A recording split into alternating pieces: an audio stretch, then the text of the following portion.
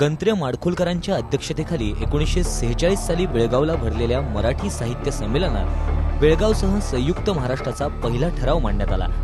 याच वर्षी महाराष्ट्र एकीकरण समितीची स्थापना करण्यात आली. 1948 साली डॉक्टर बाबासाहेब आंबेडकर यांच्या लिंग्विस्टिक प्रोव्हिन्सेस कमिशननं मराठी भाषिकांचं राज्य निर्माण करावं असं सुचवलं. राज्य पुनर्रचना समितीनं भाषावार प्रांतरचना करताना 1956 साली सध्याचा वादग्रस्त सीमा भाग कर्नाटकात टाकला. त्यावेळी या मराठी भाषिक भागात बेळगावसह कारवार, विजापूर, गुलबर्गा आणि बिदरमधली 800हून अधिक गावं होती. 17 जानेवारी 1956 या विरोधात बेळगावात पहिला प्रक्षोभ झाला. 5 हुतात्मे झाले. 1 नोव्हेंबर 1956 म्हैसूर म्हणजेच आत्ताच्या कर्नाटक राज्याची स्थापना झाली. तेव्हापासून हा दिवस बेळगावात काळा दिन म्हणून पाळला जाऊ लागला. 1958 सत्याग्रहाचं दुसरं पर्व सुरू झालं. यात 16,000 लोकांनी सहभाग घेतला. 100 खेड्यांमधून साराबंदीचा लढा सुरू झाला. मग सीमा प्रश्न सोडवण्यासाठी केंद्र सरकारनं 25 ऑक्टोबर 1966 न्यायाधीश मेहरचंद महाजन आयोगाची नेमणूक केली. 25 ऑगस्ट 1967 महाजन अहवाल केंद्राला सादर झाला. या महाजन आयोगाच्या शिफारशीनुसार सीमा भागातील 856 मराठी भाषिक गावांपैकी फक्त 264 गावच महाराष्ट्रात घालण्याची शिफारस केली. 6 फेब्रुवारी 1969 बाळासाहेब ठाकरे यांच्या नेतृत्वाखाली शिवसेनेने महाजन आयोगाविरोधात मुंबईत सर्वात मोठं आंदोलन केलं. 67 शिवसैनिकांनी आपल्या प्राणांची आहुती दिली. 1986 कर्नाटक सरकारनं कन्नड सक्ती लागू केली. 1 जून 1986 कन्नड सक्ती विरोधात शरद पवार आणि छगन भुजबळ यांनी बेळगावात जाऊन आंदोलन केलं.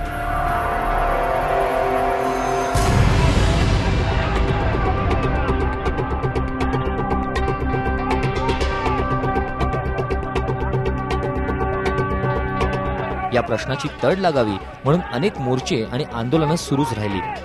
जे कर्नाटक सरकार आमच्यावर जो जुलूम करते त्या जुलमाचा प्रतिकार करण्याचा आमचा हक्क आहे आणि आमच्या जीवात जीव आहे तोपर्यंत. कदाचित त्यावेळेला हे कर्नाटक सरकार असेल नसेल, ज्या मुख्यमंत्र्यांनी आज हे पाऊल उचलले ते उद्या असतील नसतील, पण जनता राहणार आहे. जनता सार्वभौम आहे, कर्नाटक सरकार सार्वभौम नाही. महाराष्ट्र सरकार आता सीमा प्रश्नी सुप्रीम कोर्टात गेलाय. सध्या हा प्रश्न सुप्रीम कोर्टात प्रलंबित आहे. खेडं हा घटक, भौगोलिक सलगता, भाषिक बहुसंख्यता आणि लोकेच्छा ही 4 तत्व तुम्ही कुठल्याही राज्याची सीमा आखताना लावा. महाराष्ट्रालाच असं नाही तर पूर्ण देशामध्ये जिथे जिथे सीमावाद आहेत ही काहीतरी विशिष्ट तत्वप्रणाली त्याला लागू करा आणि त्यानुसार सीमावाद महाराष्ट्र कर्नाटकाचं असंच नाही, सगळे सीमावाद या पद्धतीने सोडवा.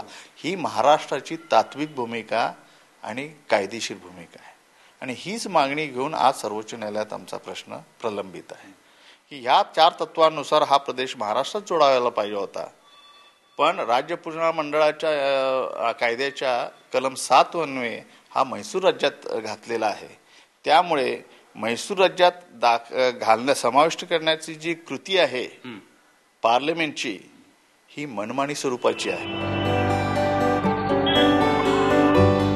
शेजारच्या मराठी मुलखातली गेल्या 4 दशकातली प्रगती इथल्या सीमावासियांनी बघितली आहे. त्यामुळे डावललं जाण्याची बोच मनात आहेच. महाराष्ट्र हायस्कूलने आपल्या मराठी पाटी शेजारी जर कन्नड पाटी लिहिली नाही तर कर्मचाऱ्यांना पगार देण्यात येणार नाही असं कर्नाटक सरकारकडून सांगण्यात आलं आणि या फेब्रुवारी महिन्याच्या पहिल्या आठवड्यात महाराष्ट्र हायस्कूलला मराठी पाटी शेजारी कन्नड पाटी लिहावी लागली. 1986 पासून कर्नाटक सरकारनं सीमा भागातील सर्व मराठी शाळांमध्ये कन्नडमधला एक विषय सक्तीचा केलाय. पण मराठी विद्यार्थ्यांना कानडी लिपी आणि भाषा अंगवळणी पडणं कठीण जात आहे. ढगामुळे जीवीला काय मिळते, पाणी मिळत असते. मग असं इथं मादरी म्हणजे ते बघून आपण दुसऱ्यांना काय व्हायला पाहिजे, त्यांना त्या भाषेबद्दल आवड निर्माण करणं विद्यार्थ्यांच्या मध्ये शिक्षकांना एक पराकाष्ठेचं काम आहे. विशेष करून मराठी भागामध्ये जे लोक प्राथमिक शाळेपासून येतात त्यांना अजिबात कन्नड माहितीच नसतं. त्याच्यामुळे ते विद्यार्थी सुद्धा शिकण्यासाठी उत्सुक नसतात आणि याच्यामुळे काय झालेलं आहे की ते या भाषेचा तिरस्कार करतात.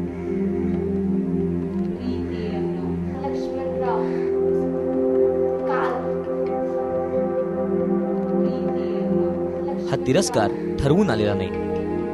काल 1999 ನಲವತ್ತಾರು ಸ್ಥಳ ಕೋಲಾರ ಜಿಲ್ಲೆಯ ಶಿವಂಗಲ.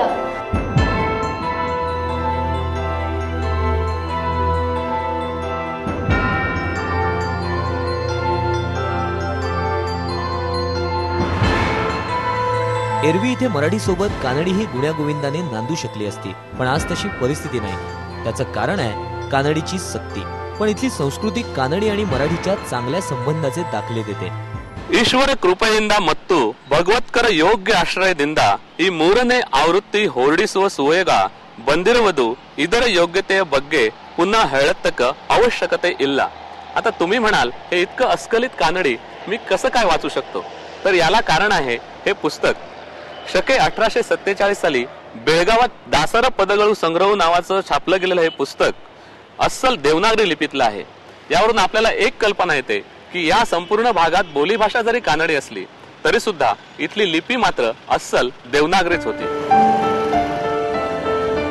बेळगाव महानगरपालिकेचं कामकाजही मराठीतून चालतं. बेळगावचे बहुतांश महापौर मराठीच राहिलेत. सीमा प्रश्नासाठी लढणाऱ्या महाराष्ट्र एकीकरण समितीनं 12 वेळा निवडणूक जिंकली आहे, पण समितीला गेल्या 2 निवडणुकांमध्ये जिंकता आलेलं नाही. त्याचं कारण समितीमधली फूट. त्यामुळे स्थानिक राजकीय लढा क्षीण होत चाललाय असं दिसतंय. समितीच्या नगरसेवकांचं संख्याबळ 27 वर आलंय.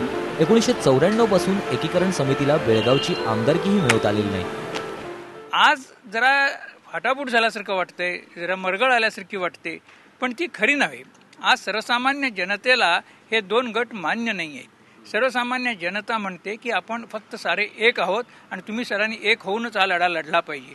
आणि ही लोकांची भावना जी आहे ती आज ना उद्या निश्चितपणानं फलद्रूप होईल असं आम्हाला खात्रीपूर्वक वाटतंय. कर्नाटक सरकारला महाजन आयोगाच्या शिफारसी मान्य आहेत, पण बेळगाव महाराष्ट्राला द्यायला तयार नाही. आणि जोपर्यंत बेळगावचा फैसला होत नाही तोपर्यंत सीमा भागातल्या बाकीच्या गावांची कुचंबणा झाली आहे. कारण बेळगावला आमचे ते आग लावून जातात येऊन.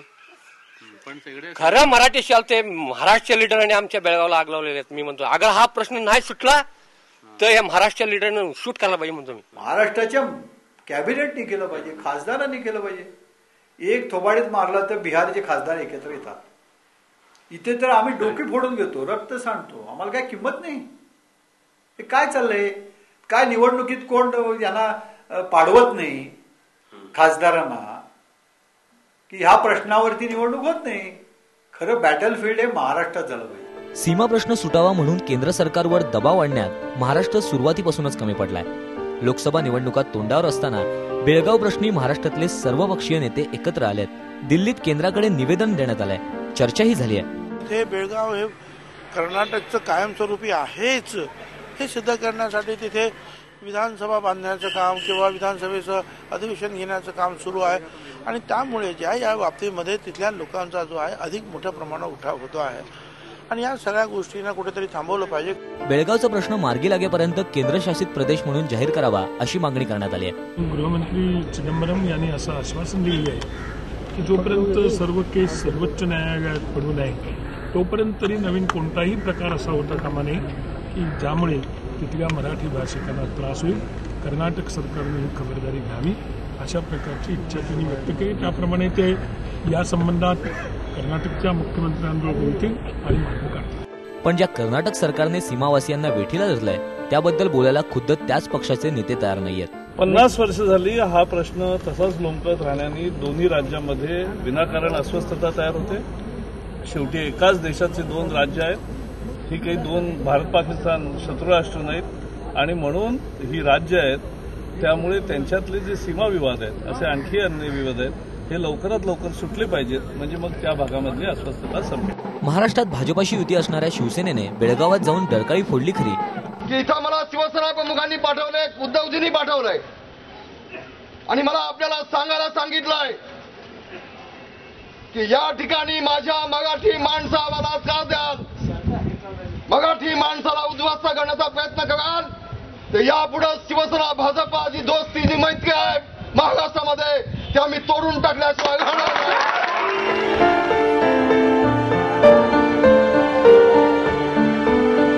पण नंतर येडियुरप्पांच्या भूमिकेवर काही प्रतिक्रियाही दिली नाही. या राजकीय नाट्यात आपल्या मानवी हक्कांची थट्टामस्करी केल्याची भावना सीमावासियांच्या मनात आहे. कोणी ऐकायला तयार होत नाही आता. ही पिढीच बरबाद झालेली आहे.